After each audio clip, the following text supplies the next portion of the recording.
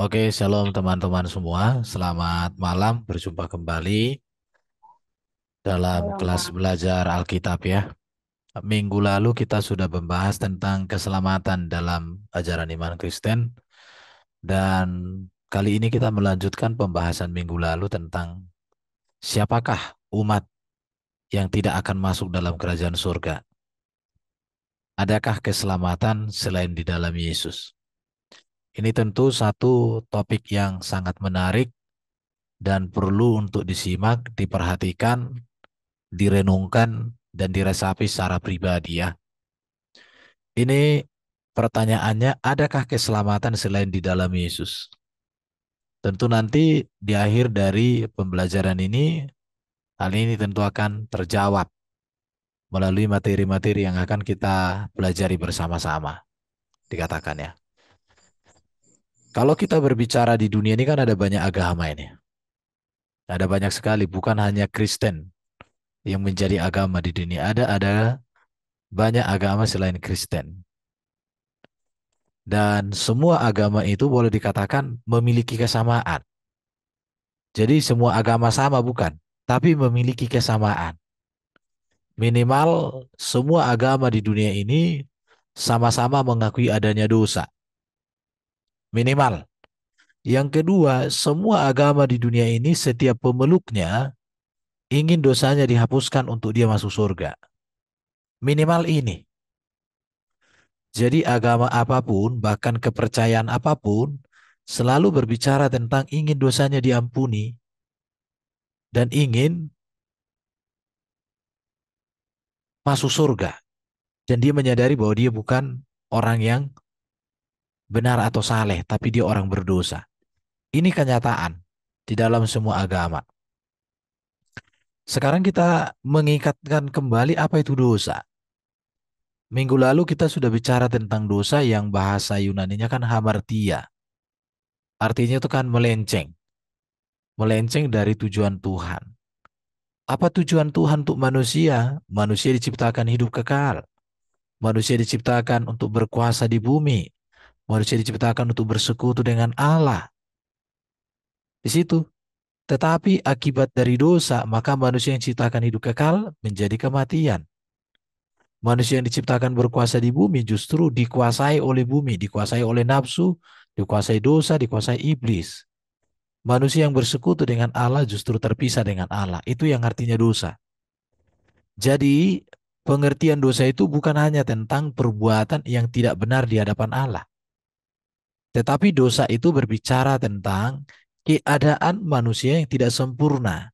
Keadaan manusia yang sudah tidak pada posisi ketika manusia diciptakan menurut gambar rupa Allah, menurut atau dalam kekudusan. Karena manusia itu melenceng dari kehendak Allah, terpisah dari kemuliaan Allah. Ini kenyataannya. Jadi semua agama di dunia ini mengakui sama adanya dosa. Tidak ada orang yang tidak mengakui adanya dosa. Namun menjadi pertanyaannya adalah bagaimana dosa itu diampuni? Bagaimana keadaan yang berdosa itu diselesaikan, dipulihkan, diselamatkan? Itu yang menjadi satu topik yang sangat membedakan kekristenan dengan yang lainnya. Karena di dalam Kristen itu berbicara dosa itu diartikan dengan benar dan kemudian diampuni, diselesaikan, diselamatkan dengan terbukti secara benar dan pasti. Di situ bisa dibaca Kejadian 3:23 sampai 24 dan kemudian Roma pasal 6 ayat 23. Semua manusia telah berdosa dan telah kehilangan kemuliaan Allah, mengalami kematian, dikuasai, bukan lagi menguasai. Dan juga seperti tadi saya katakan, semua ingin masuk surga. Tidak ada orang yang tidak mau masuk surga. Kalau ditanya mau masuk surga, bila penting dia nomor satu, paling cepat. Ya, namun pertanyaannya adalah apa itu surga? Surga itu adalah suatu keadaan yang mulia, kudus, di mana tidak ada lagi kesedihan dan penderitaan. Yang ada adalah kenikmatan, kemuliaan, keagungan. kekudusan dan kebenaran Allah. Namun di surga nggak ada seperti pemahaman yang mengatakan ada bidadarinya ya, jelas tidak ada. Kalau di Kristen. Namun keadaan surga itu adalah satu keadaan yang bahagia karena kita bersekutu dengan Allah di dalam kemuliaannya yang dinyatakan di dalam Yesus Kristus. Dan di sana hanya berbicara kekudusan, kebenaran. Tidak ada lagi di sana setitik dosa pun atau kenajisan. Karena kita akan menikmati hadirat Tuhan, itulah surga.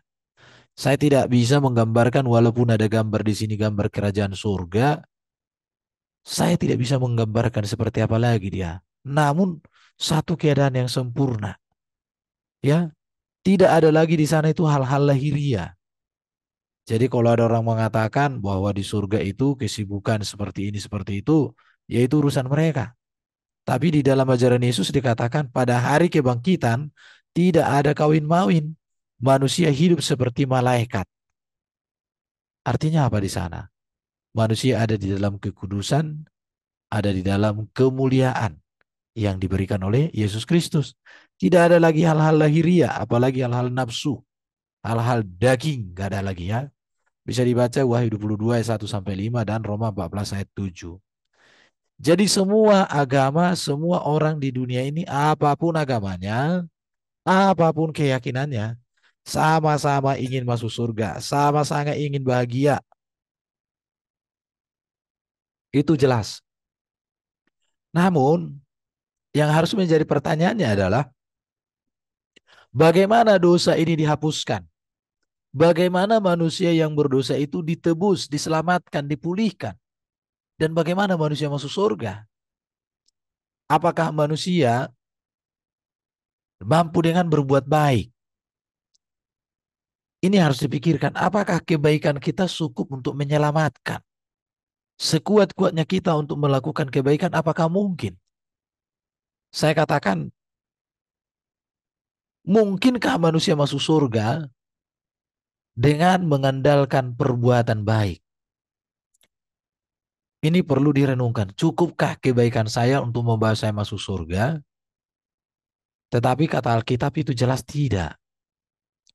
Bukan berarti tidak boleh berbuat baik atau kebaikan berbuat baik itu tidak penting. Bukan. Berbuat baik itu penting. Tetapi perbuatan baik yang kita lakukan bukan untuk meraih surga. Tetapi perbuatan baik yang kita lakukan adalah karena kita bersyukur, karena kita sudah diubah, dijamin oleh Sang Pemilik surga mendapat bagian di dalam kerajaannya. Jadi kita berbuat baik kalau secara Kristen ya, tidak berbuat baik untuk masuk surga, tetapi kita berbuat baik karena kita sudah ditebus, sudah dijamin, sudah dimerdekakan, sudah dibebaskan. Itu yang harus dicatat. Dan tujuan kita itu bukan untuk masuk surga, tetapi karena kerajaan surga sudah dihadirkan dalam diri kita, kita dijaminkan masuk dalam surga. Itulah landasan dasar kita berbuat baik. Mengapa berbuat baik tidak bisa menjamin, tidak cukup atau tidak mungkin memastikan kita masuk surga? Catatannya di dalam Alkitab bisa kita jelaskan. Adam dan Hawa itu diusir dari Taman Eden yang seperti Firdaus hanya karena melakukan satu kesalahan. Catat ya, dia melakukan satu kesalahan, yaitu makan buah pengetahuan baik dan jahat. Itu jelas sekali. Makan pengetahuan. Bisa dibaca Kejadian 3, 23, 24. Kalau kita membaca, di sana tidak diceritakan mereka ini berzina, main perempuan dan lain sebagainya ya. Tidak melakukan perbuatan-perbuatan yang amoral yang lain, tidak diceritakan. Mereka tidak membunuh. Mereka tidak merampok. Mereka tidak ada di sana pesta pora. Tidak ada di sana kawin-mawin yang dilakukan oleh Adam dan Hawa. Tapi dicatat itu hanya makan buah pengetahuan baik dan jahat. Tetapi terhadap kenyataan ini, mereka diusir, mereka dihukum, mereka harus terpisah dari kekudusan. Itu berarti apa? Bahwa taman itu adalah taman sempurna. Gambaran seperti surga ya, langit yang baru dan bumi yang baru. Berarti di sana yang bisa tinggal itu hanya yang tidak berdosa yang dapat tinggal di taman itu. Jadi hanya yang bisa yang tidak berdosa yang bisa tinggal di taman itu. Jadi mungkinkah orang masuk surga dengan mengandalkan perbuatan baiknya? Jika Adam dan Hawa yang dosanya hanya satu makan buah pengetahuan baik dan jahat sudah terusir dari Taman Eden yang gambaran dari Yerusalem baru itu yang turun dari surga, rasanya tidak ada lagi manusia di dunia ini yang bisa masuk surga kalau berdasarkan kekudusan. Karena wajib tidak ada dosa satupun. Jangankan dosa satupun. Setiap hari dosa kita berjibun. Nah, di situ. Jadi berbuat baik tidak cukup untuk membawa kita masuk surga. Ini harus diingat.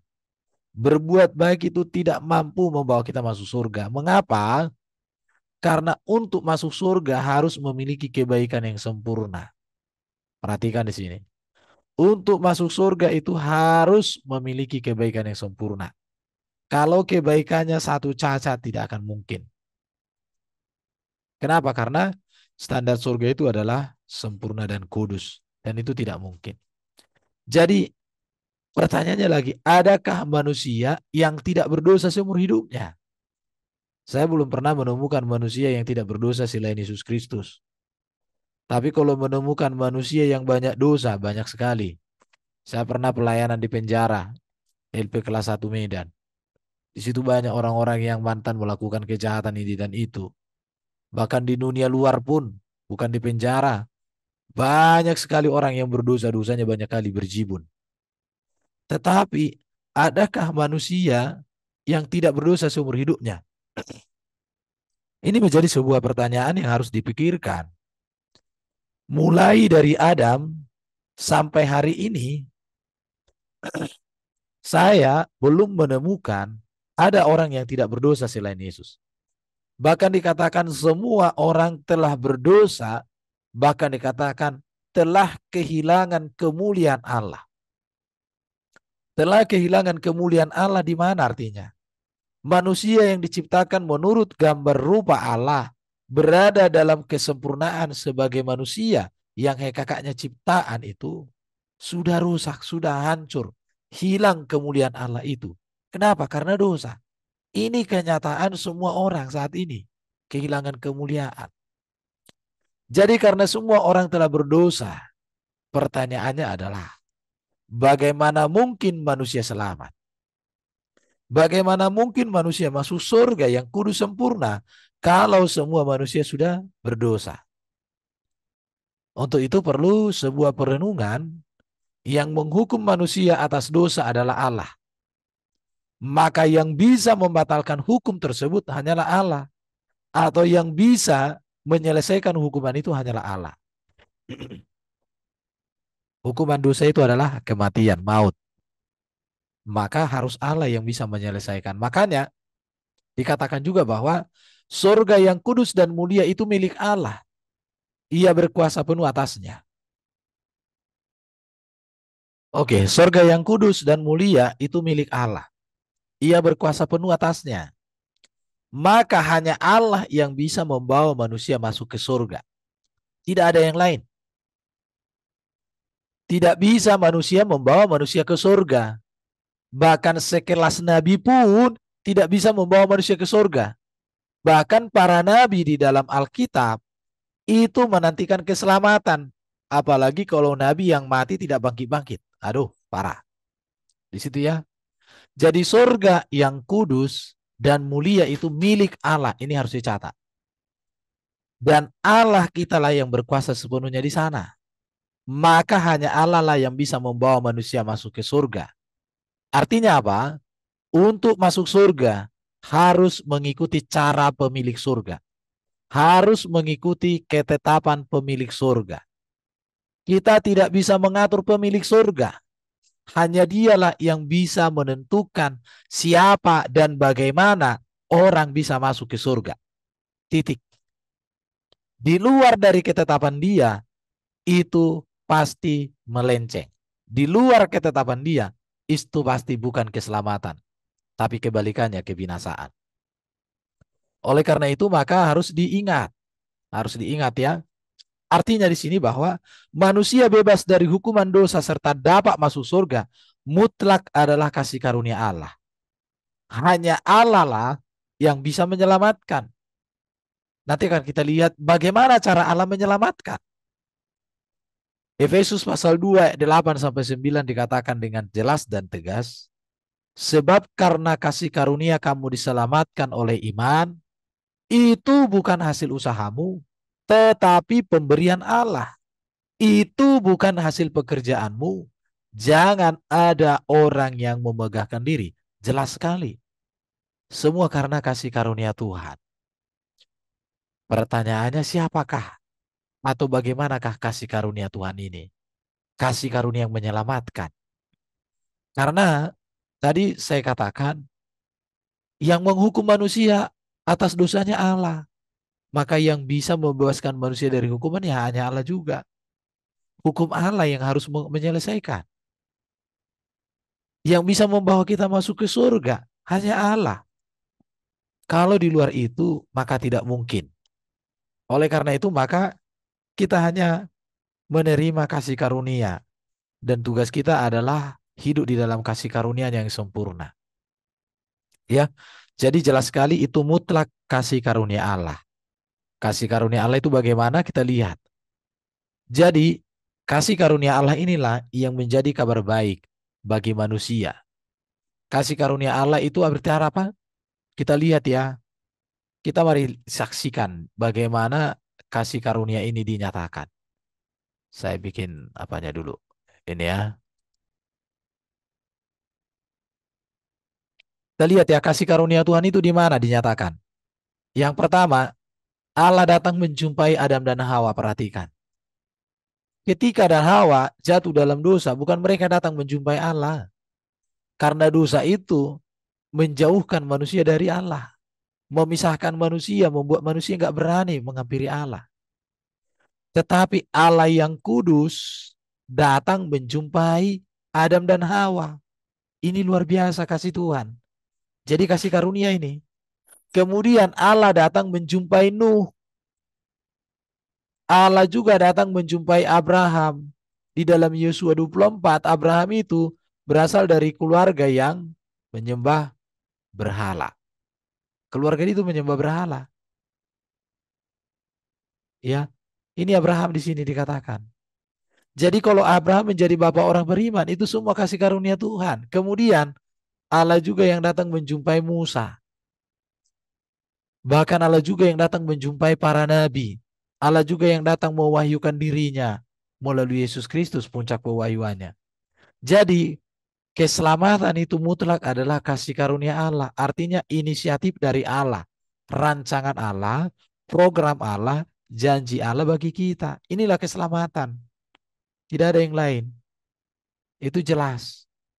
Supaya jangan dibingungkan oleh siapapun. Oke, kita lihat lagi ya. Mari kita perhatikan di sini. Jadi, perjanjian keselamatan dari Allah selalu ada tanda darah. Ini harus diingat. Selalu ada tanda darah. Perhatikan ya. Ada kurban yang dipersembahkan. Ini buktinya. Kabar baik bagi segala bangsa. Kalau kita membaca di Kejadian pasal 3 ayat 21, ketika manusia jatuh dalam dosa, apa yang dilakukan Allah? Allah datang membawa kulit binatang untuk menjadi pakaian yang menggantikan daunan yang dibuat oleh Adam untuk menutupi dosa ketelanjangannya. Artinya apa di situ? Dedaunan itu berbicara kemampuan Adam dan Hawa menyelesaikan dosa. Tapi itu tidak bisa. Tetapi yang bisa menyelesaikan keberdosaan Adam dan Hawa adalah ketika Allah datang membawa kulit binatang. Artinya apa di sana? Ada darah yang tercurah. Ada darah yang dikorbankan di sana. Ya. Kemudian Allah juga datang kepada Nuh. Bahkan dikatakan Nuh itu mempersembahkan kurban. Kemudian Allah juga datang kepada Abraham. Bahkan Abraham itu mempersembahkan kurban. Kemudian Allah datang juga menjumpai Musa. Bahkan di dalam ibadah tabernakel. Di mana Musa sebagai seorang pemimpin Nabi yang memimpin bangsa Israel keluar dari Mesir. Mendekati tanah Kanaan karena dia meninggalkan dari jauh. Itu juga selalu berbicara adanya kurban. Dan semua itu berasal dari inisiatif Allah. Itu jelas sekali. Jadi mari kita melihat Ibrani pasal 9 ayat 18 sampai dan 22. Dikatakan begini. Itulah sebabnya maka perjanjian yang pertama tidak disahkan tanpa darah. Dan hampir segala sesuatu disucikan menurut hukum Taurat dengan darah. Dan tanpa penumpahan darah tidak ada pengampunan. Jelas sekali. Di zaman Nuh itu ada kurban. Ada kurban di sini. Itu harus kita ingat, itu harus dicatat itu. Ada kurban yang dipersembahkan Nuh. Di zaman Abraham ada kurban, bahkan Allah sendiri menyediakan. Karena waktu itu Ishak mau dipersembahkan, digantikan dengan kurban. Maka dikatakan di sini perjanjian yang pertama tidak disahkan tanpa tanda darah. Tanpa penumpahan darah tidak ada pengampunan. Jelas. Jadi kabar baik bagi segala bangsa adalah bahwa kasih karunia Allah mendahului keselamatan, di mana Allah sendiri yang membangun relasi, Allah sendiri yang membangun inisiatif untuk keselamatan bagi manusia. Mari kita lihat lagi dalam data-data berikut ya. Oke. Jadi Yesus itu adalah puncak karya penyelamatan manusia. Kehadiran Yesus ini menggenapi, menyempurnakan anugerah keselamatan di dalam zaman para nabi. Ini harus diingat.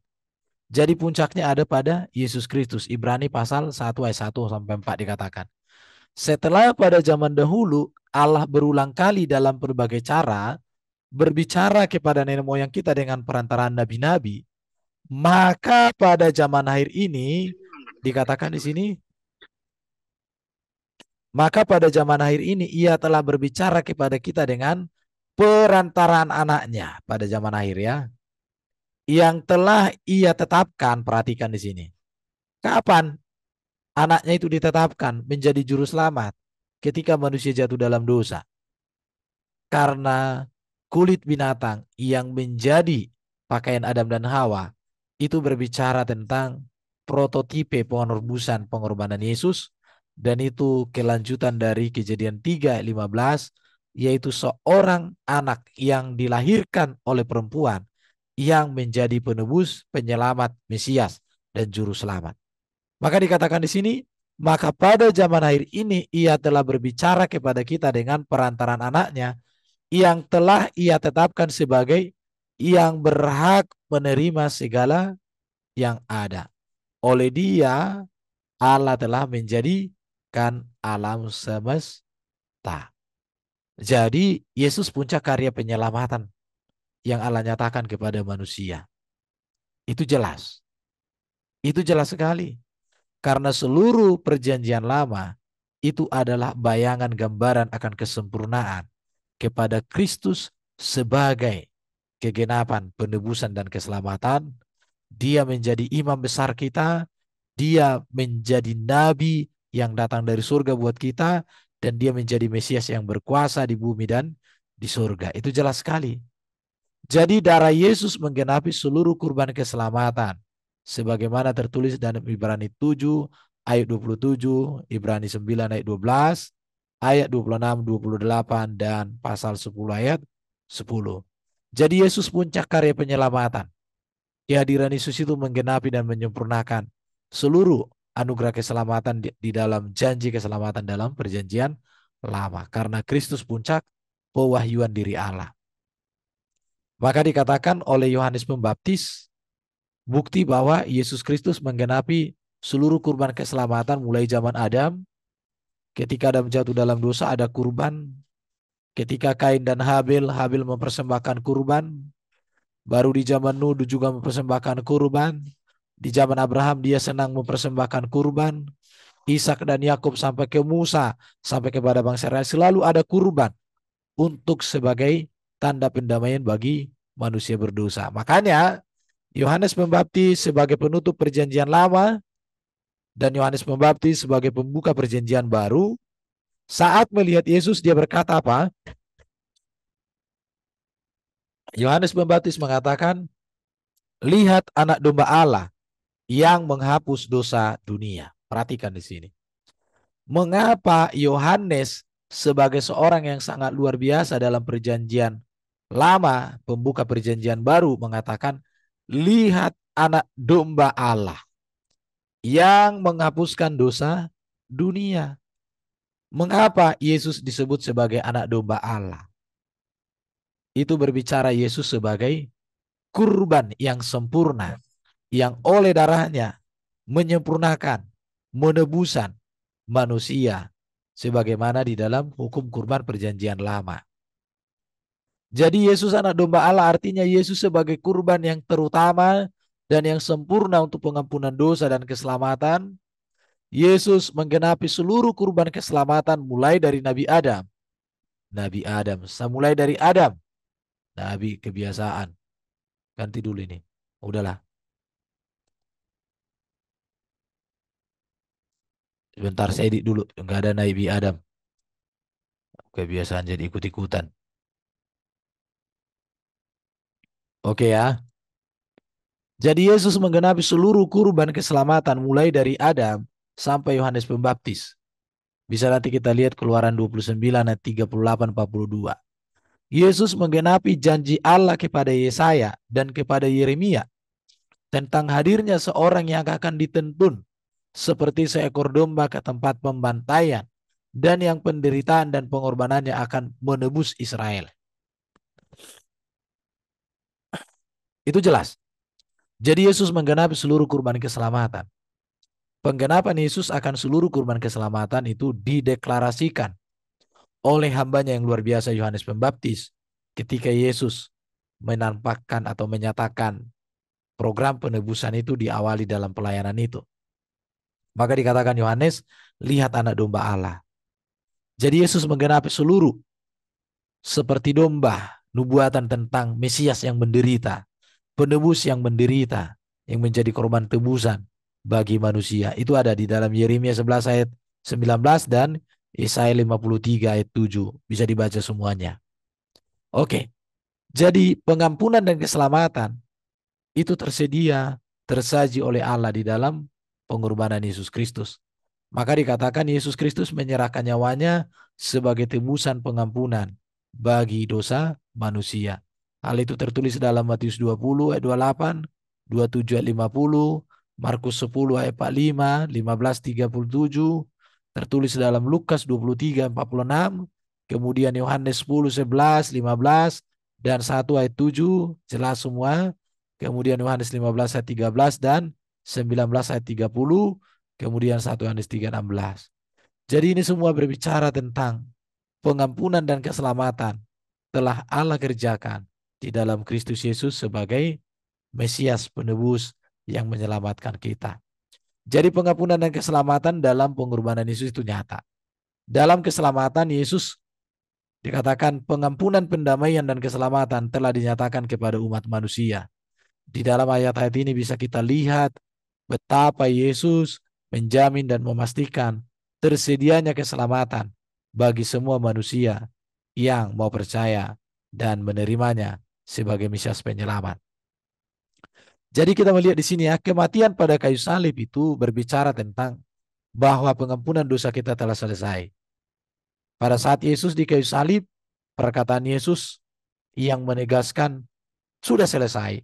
Itu artinya karya penebusan telah dikerjakan Yesus, bahwa dia menjadi anak domba, korban sembelihan yang sempurna, bahkan dia juga menjadi imam besar agung yang mempersembahkan kurban satu kali untuk selama-lamanya bagi pendamaian, pengampunan, dan keselamatan kita.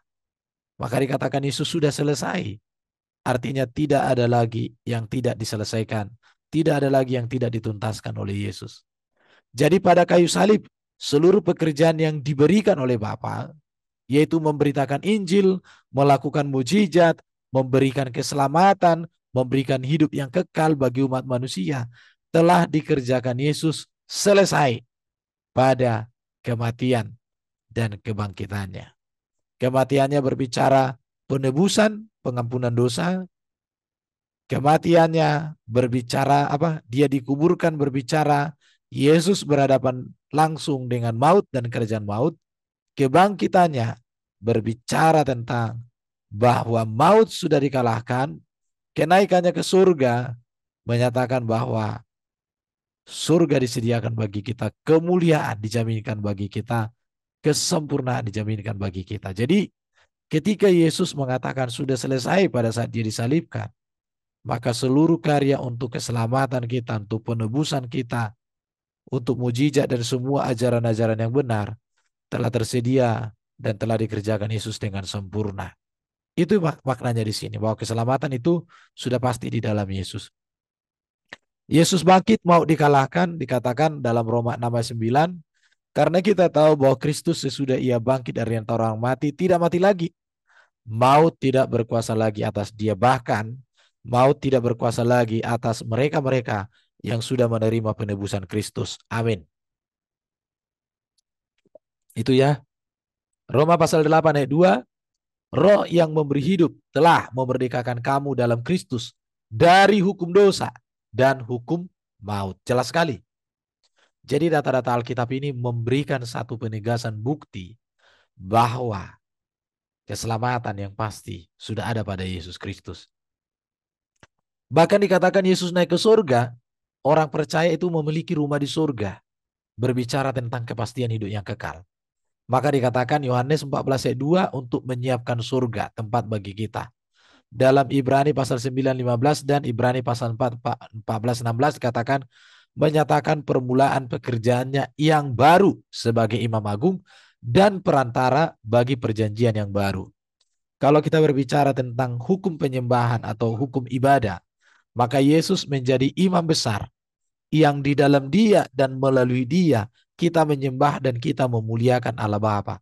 Kita diperdamaikan dan kita dipersiapkan menjadi warga kerajaan surga. Jadi menentukan pola untuk kedatangannya, menantikan ya, pola kedatangan yang kedua ketika Yesus datang kedua kali untuk mendirikan kerajaannya. Dikatakan dia akan kembali dengan cara yang sama seperti ketika ia naik ke surga. Jadi membuktikan bahwa keselamatan ada pada Yesus terlihat di dalam karyanya, yaitu ajarannya, perbuatannya dan mujizatnya, kematiannya yang menebus, ketaatannya yang mengalahkan ketidaktaatan Adam dan Hawa dan semua keturunannya, kemudian kemuliaannya, kebangkitannya, dan dia naik ke surga. Itu menjadi jaminan, itu menjadi sebuah kepastian. Jadi Yesuslah puncak karya penyelamatan. Kata kuncinya adalah terimalah dia, jangan ragukan dia. Tidak boleh ada keraguan pada Yesus ya. Yohanes 3, 16, 17 dikatakan, karena begitu besar kasih Allah akan dunia ini, sehingga ia telah mengaruniakan anaknya yang tunggal, perhatikan, supaya setiap orang yang percaya kepadanya tidak binasa, melainkan beroleh hidup yang kekal. Sebab Allah mengutus anaknya ke dalam dunia, bukan untuk menghakimi dunia, melainkan untuk menyelamatkannya oleh dia. Yesus Kristus diutus oleh Bapa di surga, firman-Nya menjadi manusia. Tujuannya apa? Untuk menyatakan keselamatan bagi dunia, untuk menyatakan penebusan bagi dunia, untuk menyatakan hidup kekal bagi dunia. Tidak ada keselamatan di luar Yesus, tidak ada hidup kekal di luar Yesus, tidak ada kebahagiaan sejati di luar Yesus. Di luar Yesus adalah kebahagiaan semu, keselamatan yang semu, bahkan kegelapanlah sejatinya. Oleh karena itu maka tidak ada cara lain, terimalah Yesus, jangan ragu untuk percaya kepadanya. Kemudian terimalah dia, jangan ragu. Yohanes 6 ayat 38-40 dikatakan, sebab aku telah turun dari surga bukan untuk melakukan kehendakku, tetapi untuk melakukan kehendak Bapa dia yang telah mengutus aku. Dan inilah kehendak dia yang telah mengutus aku, yaitu supaya dari semua yang telah diberikannya kepadaku, jangan ada yang hilang, tetapi supaya aku bangkitkan pada akhir zaman. Sebab inilah kehendak Bapakku, yaitu supaya setiap orang percaya yang melihat anak dan yang percaya kepadanya beroleh hidup yang kekal, dan supaya aku membangkitkannya pada akhir zaman. Yesus puncak karya penyelamatan yang Allah nyatakan untuk manusia. Tidak ada lagi keselamatan di luar Yesus, karena Yesuslah pewahyuan diri Allah, Yohanes 1 ayat 18. Bahwa kita tidak bisa mengenal Allah secara langsung. Tetapi kita bisa mengenal Allah melalui Yesus Kristus. Sebab Yesus Kristus adalah pewahyuan diri Allah. Dia datang untuk menyatakan siapa Bapa itu. Maka pengenalan kita kepada Bapa adalah pengenalan kita kepada Kristus yang adalah pewahyuan diri Bapa itu sendiri. Jadi kesimpulannya adalah keselamatan hanya ada di dalam Yesus Kristus. Yohanes 14 ayat 6 berkata, "Akulah jalan, akulah kebenaran, akulah hidup," kata Yesus. Tidak ada seorang pun datang kepada Bapa, apapun jabatannya, mau presiden kek, mau pembantu kek, mau tukang becak kek, mau pendeta kek, mau majelis kek, mau profesor doktor kek. Akulah jalan kebenaran dan hidup. Tidak ada seorang pun yang datang kepada Bapa kalau tidak melalui aku. Jadi Yesus itu menjadi pengantara yang sempurna untuk selama-lamanya antara kita dengan Bapa di surga. Maka dikatakan di dalam Ibrani pasal 789 dikatakan Yesus adalah imam besar agung yang lebih tinggi daripada imam besar Harun, yang keimamatannya kekal. Jelas. Jadi jelas sekali keimamatan Yesus itu kekal. Oleh karena itu pertanyaan dari topik kita malam hari ini, siapakah umat yang tidak akan masuk surga? Umat yang tidak akan masuk surga adalah umat yang menolak Yesus Kristus sebagai penebus juru selamat yang diutus Allah sebagai Tuhan bagi kita. Siapa yang menolak Yesus, dia pasti tidak masuk surga. Pertanyaan kedua, adakah keselamatan di luar Yesus Kristus? Tidak ada. Yang ada apa? Kebinasaan. Inilah materi kita malam hari ini. Terima kasih, Tuhan memberkati.